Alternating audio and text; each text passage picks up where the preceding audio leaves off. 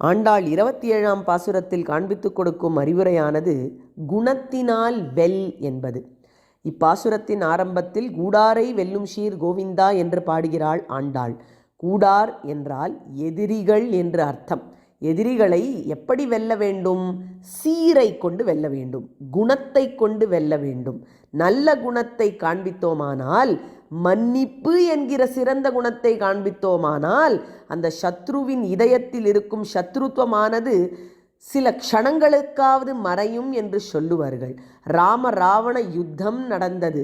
அப்பொழுது ராவணனுடைய நிலைமையானது மிகவும் மோசமாக ஆயிற்று. இன்னும் ஒரு பாணம் செலுத்தினால் அவன் சென்று விடுவான் அப்படிங்கிற நிலையிலே எம்பெருமான் ராமன் இன்று போய் நாளை வா என்று சொன்னான். அதை கேட்ட ராவணனுக்கு அந்த சமயம் சத்ருத்வம் மனதில் ஒழிந்து தம்மன்யே ராகவம் வீரம் என்று சொல்லத் தோணித்தாம். இப்படி குணத்தினால் வெல்வதே சிறந்தது என்பது கருத்து.